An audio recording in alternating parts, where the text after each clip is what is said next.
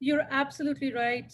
And throughout this pandemic, right, it's the connectivity, but then also it's more has come into focus on how people respond mentally to actually being isolated. So, Eric, maybe this one's for you.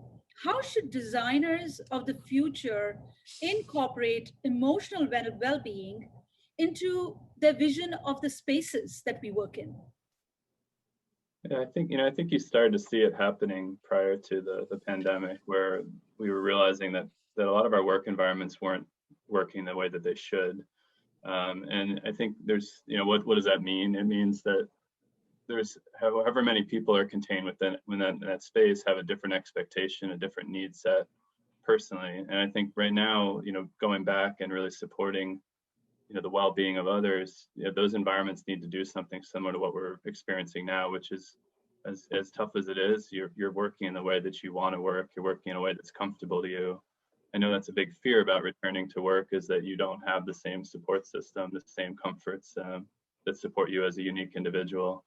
So I think that's the important part, is that right now I think we had environments that were viable, they were passable, they were okay. But we really need to support an environment of vitality, and one that really celebrates presence and authenticity. So that's what I'm looking forward to. I think it's a great moment for us to reset and go back into work environments that really do support the individual. Great point. Support the individual, create that connectivity, create that fiber of the base of that makes us human, right?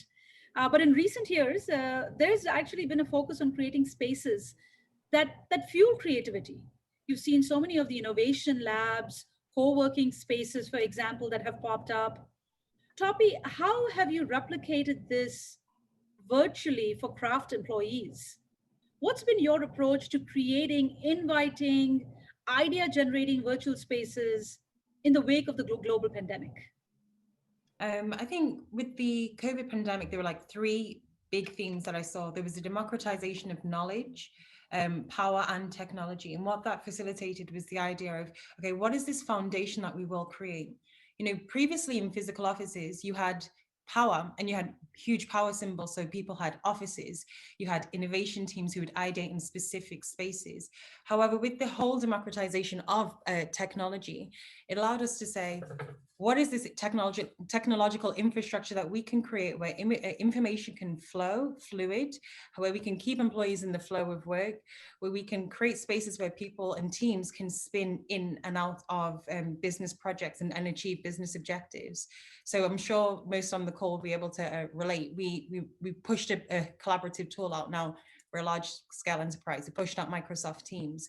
But more than it just being a technical deployment, we then began to focus on the digital behaviors that employees would need to be effective in that space. So for me, there was one thing around creating space and technology that enabled people to remain in the flow of work and remain fluid, removing the friction from work. And then the second thing is around these digital behaviors and this mindset and the methodology that people would need to be effective in this new space. That's a great point, Tapi, right? And you and I have talked quite often about the concept of innovation mindsets, innovation behaviors, and that actually transcends beyond just having an innovative culture and having these spaces, having these places that fuel that creativity is also so important, especially in post-pandemic when we get back, right? There should be a reason for why folks feel attracted to want to go to a particular place to work with others. Yeah, you're so right. I think it's more than just a technical deployment, right? Hand in hand, you have to think about the behaviors.